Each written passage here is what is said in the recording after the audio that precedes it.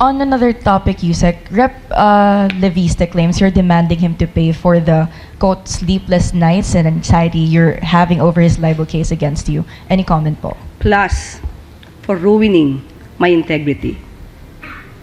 Okay, 500 million, yes, 500 million damages. It is part of my compulsory counterclaim. I believe that because of twisting some facts in the complaint, and it ruined my integrity as Palace press officer, I believe that I deserve such, and I am entitled to such damages. So, ano sabi niya? Sleepless nights? Okay. So, in other words, anong word exactly sinabi niya? Sleepless nights and anxiety, and kaya niya raw pong sagutin yung pangpagamot niyo, Yusek. Good. Very good. He admitted that he is causing me sleepless nights and anxiety. So, that will be part of the case. Sunod na tanong mula kay Tina Maralit na Manila Times. Good morning, Yusek. Yusek, hingin ko lang po yung reaction nyo sa sinabi kamakailan ni Senator Amy Marcos. Pinapatamaan niya po si Presidente na puro daw acting secretary ang ina-appoint, hindi na daw po pinapadaan sa commission in appointments. Therefore, parang wala na daw pong silbi ang CA. Ano po ang komento niyo dito? Parang walang ano daw po? Parang wala na daw pong silbi ang CA dahil puro acting secretaries ang ina-appoint ng Presidente. Parang may nadinig pa po ako ibang word na ginamit niya. Modus operandi daw po. Okay. That's too harsh. Very harsh. Para sabihin ito sa Pangulo, dahil sabi mo nga ito ay pinapatungkulan niya sa Pangulo. At parang kay Pangulo lamang harsh si Senator Amy Marcos. At hindi natin ito nakikita sa ibang mga kaalyado niya na nasasangkot sa ibang mga di umanong paggawa ng anomalya. Well, anyway, the President means no offense to the Commission on Appointments. The President is merely exercising his constitutional prerogatives. He can make an appointment in temporary or permanent positions. At alam naman po natin, at alam naman po niya, na ang mga acting secretaries can remain as acting secretaries for a period of 1 year. So kung susumahin po niya ang lahat na na-appoint sa ngayon na acting secretaries, wala pa pong 1 year ang pagsisilbi sa bilang ang sa kanilang posisyon. At the President naman will submit the appointments in due time. Salamat po. Next question, Katrina Domingo, ABS-CBN. Ma'am, just a follow-up question on 2 points earlier mentioned. You mentioned that the government is doing everything to soften the blow. Similar question in previous weeks. Paano po yung middle class? Ano po in particular yung mga programa na inilalatag ng gobyerno to soften the blow on the middle class who are not commuting to work but are bringing their own vehicles or motorcycles to work and nahihirapan na po sa taas ng presyo ng gasolina? Ngayon, makikita po natin, meron pong inilunsad na 50% discount sa MRT 3 and LRT 2. Yan po ay malaking bahagi at ibang malaking bagay po na tulong ng ating Pangulo at ng gobyerno sa ating mga kababayan. Nandyan din po ang inilulunsad na libreng sakay. At kapag ka po, nandyan na po ang gagawing pag-reduce or pag-suspend ng excise tax, mararamdaman din po natin ito dahil maybe hindi sila bumibili ng kanilang gasolina, pero indirectly makakaramdam po sila ng kapakinabangan dito. Ma'am, may we know the cause of the delay of the signing of the reduction of the excise tax? Is the President experiencing some kind of pushback, either from certain cabinet secretaries or certain sectors who would want to retain the VAT or the excise tax to keep afloat the government's coffers? No, this is the mere fact that the President wants it to be enforced immediately. The only reason that he could not do it because the bill has not been reached the president as of now. So there is no reason for him to sign. So after that, maybe after signing, he will immediately make an order either to reduce or to suspend the excise tax. So ang bottleneck, ma'am, if not po sa mismong Pangulo, na kanino po naaantala? Sino po yung cause of delay if not the President? I'm not so sure right now. I am not so sure right now. But this is the words, no, that came from the president. He wants this emergency power to be given to him in order to at least, no, lessen the impact of the crisis in the Middle East. Ma'am, last clarification. Balikan ko lang po yung anti-EPAL question earlier. Just a clarification, is the President exempted from the anti-EPAL provision in the General Appropriations Act of 2026? That is the event of the president. So he should at least show to the people that the government is running, the government is properly managed for the country and for the people. So dapat makita siya. Dapat nakikita ang Pangulo dahil ang pagpapakita ng Pangulo ay pagpapakita ng tiwala sa mga kababayan natin na kung anumang krisis meron tayo, ay maaari natin itong malampasan. Salamat po. Next question, Tristan. Po mag-uumpisa na yung impeachment hearings kay Vice President Sara Duterte on March 25. But as early as last week, may mga nagsasabi na po na there's impeachment vote buying. May mga nagtatangka na rin pong gusto daw i-impeach si Vice President Duterte para malayo sa flood control scandal or para hindi sila madawit doon. Ano po ang pananaw ng palasyo sa ganitong mga pahayag na ini-impluwensyahan yung mangyayari sa impeachment? Sino nagsabi niyan? Isa po nagsabi, si Congressman Toby Chanco. Yes. Itong si Congressman Toby Tiangco, ang daming sinasabi, pero wala tayong nakikitang anumang ebidensya. Sinabi niya na 1,000,000% na papanagutin ng Vice Presidente ang mga corrupt or gumawa ng anomalya sa pondo ng bayan, especially the flood control projects. Kaya ang hamon natin mismo kay Congressman Toby Chanco para mapatunayan niya to.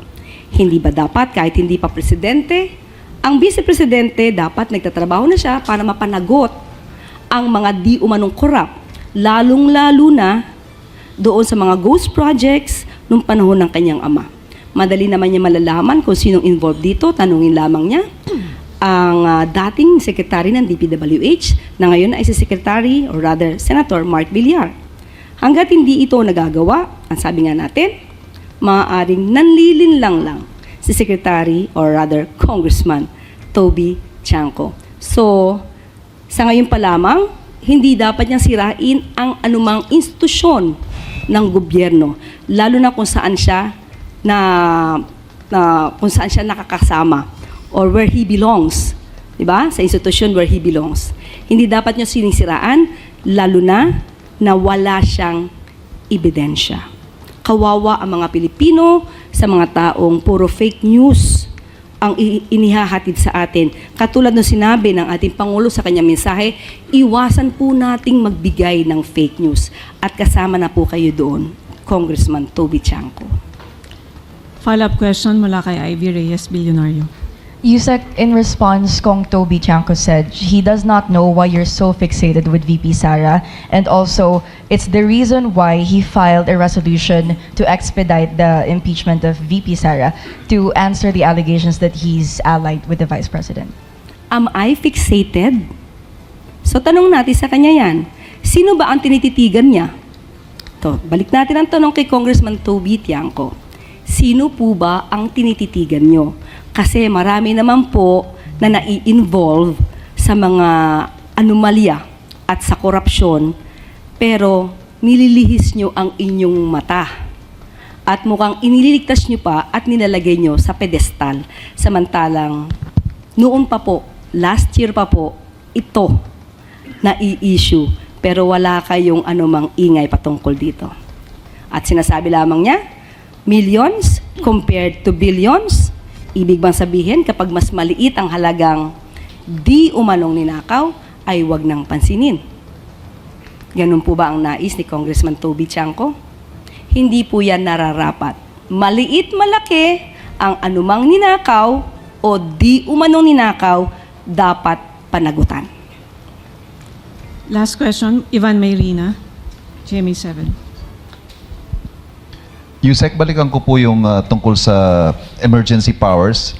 Ang sinasabi po ninyo, if my understanding is correct, hindi pa lang niya nagagamit yung power because the bill is not yet with him. But once he accepts, he gets it, he will sign it immediately. Ganun Of po ba? course, opo. Bakit naman hindi po niya ipipirmahan? Siya po yung nagnais po nito. Ma'am, actually yun din ang tanong namin pare-pareho last week because when we asked him, I asked him kung kailan ba niya balak. Ang sinasabi niya, it's a very complicated calculation and he is not going to rush into lowering or suspending excise taxes. Parang hindi ho yung, yun nga po yung nakakapagtaka, sinertify niya as urgent, but he is not in a hurry to exercise the powers. Okay, magkaiba po yun. Iba po yung pipirma niya agad dahil gusto niya po itong batas na to, at iba po yung maaaring hindi niya agad ma-implement. Dahil tandaan po natin, nasa batas, doon sa ginawa po na bill, na kailangan na yung price ay mag-breach o mag-reach ng $80 per barrel sa loob ng 30 days.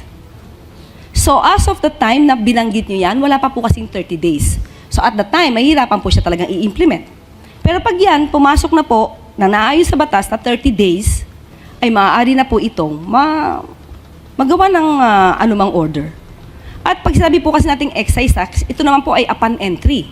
So pag sinabi nating upon entry, wala po tayo, if ever, wala tayong maaangkat na langis, so hindi ma-exercise yung pag-reduce at pag-suspend ng excise tax. So ganun po yung ibig sabihin ng Pangulo. Last. Nag-announce po ang LTFRB ng dagdag pasahe only to be suspended the following day by the President. What went into this decision, ma'am, at bakit umabot pa sa punto na i-announce ng LTFRB at babawiin din ng Pangulo kinabukasan?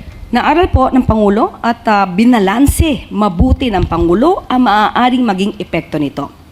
Dahil nauna na po na magbigay ng ayuda. Sino unang binigyan ng ayuda ng Pangulo?